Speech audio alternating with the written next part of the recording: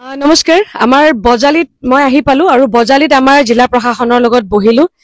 আৰু তাতে মই যেটো প্ৰত্যেকখন জিলাত মই কৈ আহিছো আমাৰ জিলা প্ৰশাসনক আৰক্ষী প্ৰশাসনক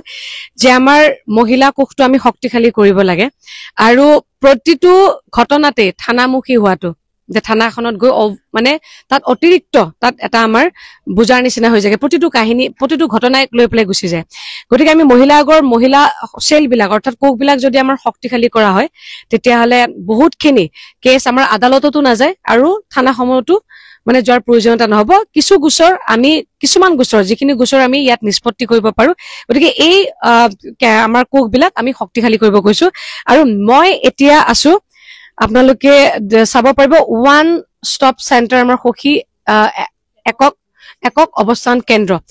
প্ৰত্যেকখন জিলাত আছে গতিকে এই ওৱান ষ্টপ চেণ্টাৰটোত যদি কোনোবা তাৎক্ষণিকভাৱে কোনো মহিলাই মানে তেখেতে বিপদৰ সন্মুখীন হৈছে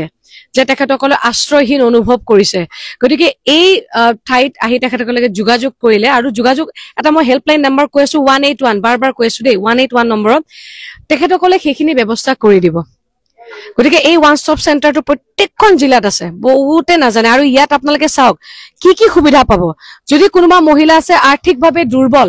তেওঁ ফ্ৰী লিগেল এইডটো নাপায় যে কোনোবা লিগেল তেওঁলোকে মানে এডভাইচটো নাপায় গতিকে ইয়াত আপুনি চাওক ইয়াতে ন্যায়িক আইনী সাহায্য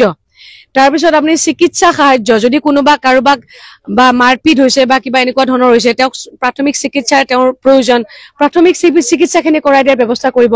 আৰক্ষী যদি সাহায্য লাগে আৰক্ষীৰ আপোনালোকে সহায় পাব কেতিয়াবা কি হয় এজাহাৰখন লিখাৰ সময়ত আমি মহিলাবিলাক থানাখনত গলে খাকি পোছাকযোৰ দেখিলে ভয় খাওঁ বা নিজৰ লগত ঘটনাটো দেখি পেলাই ভয় খাওঁ আমি আবেগিক হৈ থাকো আমি ভয় খাই থাকো লিখিব নোৱাৰো বা কোনোবা সঠিকভাৱে যদি আমি মূল অভিযুক্তৰ নামটোৱে কৰবাত থাকি যায় আপোনালোকে এই ওৱান ষ্টপ চেণ্টাৰত আহি আপোনালোকে অন্তত সেই এজাহাৰখন কেনেকে লিখিব লাগিব কি কৰিব লাগিব সেই পৰামৰ্শখিনি ইয়াতে দিয়া হয় ইয়াতে আগতে 5 দিন আছিলে কিন্তু এতিয়া ওৱান ষ্টপ চেণ্টাৰ সমূহত 10 দিনলৈকে ইয়াতে ৰখাৰ ব্যৱস্থা কৰা হয় আৰু আমাৰ বাইদেউফালে হওক বাইদেউ ইয়াতে